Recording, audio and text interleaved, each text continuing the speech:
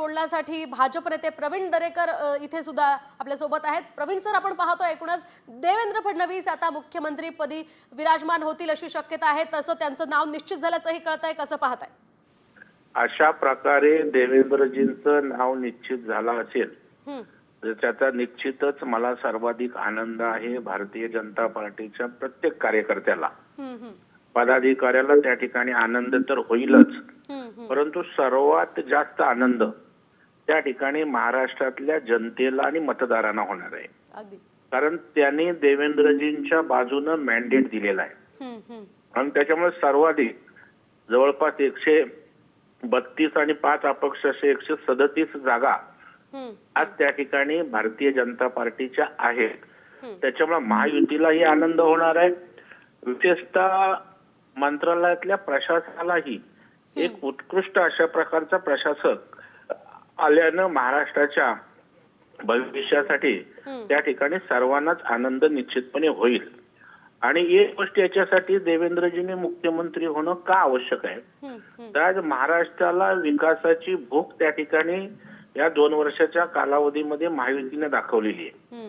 मागच्या 5 वर्षाच्या कालावधीमध्ये देवेंद्रजींनी राज्याला विकासाकडे नेण्याचं चित्र उभं केलं होतं। दुर्दैवानं उद्धवजींनी त्याला खोडा घातला आणि मग जर आता पुन्हा मुंबईसह संपूर्ण महाराष्ट्राला आकार द्यायचा असेल, दिशा द्यायची असेल, तर त्या ठिकाणी इन्फ्रास्ट्रक्चर असेल, सर्वांगीण विकास असेल, ते योग्य पद्धतीनं दोन्ही पक्षांना बरोबर घेऊन करू शकतील।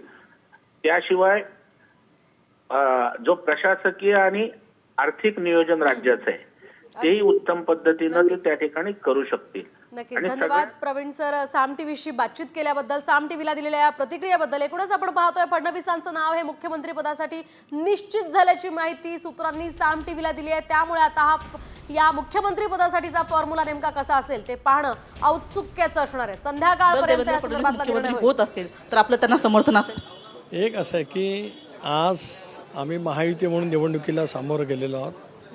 एक वस्तू आम्हाला कोणालाही नाकारता येत नाही की भारतीय जनता पक्षाला 133 जागा त्या ठिकाणी कमळ चिन्हावरती अधिकृतपणाने त्या ठिकाणी मिळालेल्या आहेत। पण तरीसुद्धा आम्ही सगळेजण एकत्रितपणाने बसू।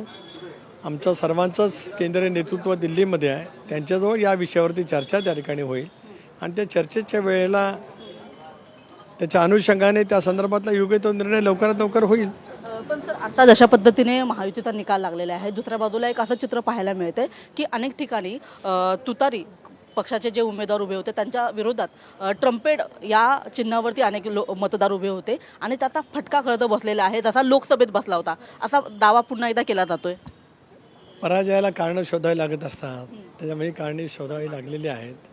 इतके अभूतपूर्व असं यश राष्ट्रवादी काँग्रेस पक्षाच्या उमेदवारांनी मिळवलं आहे की काहींना तो धक्का पचवता येत नाही।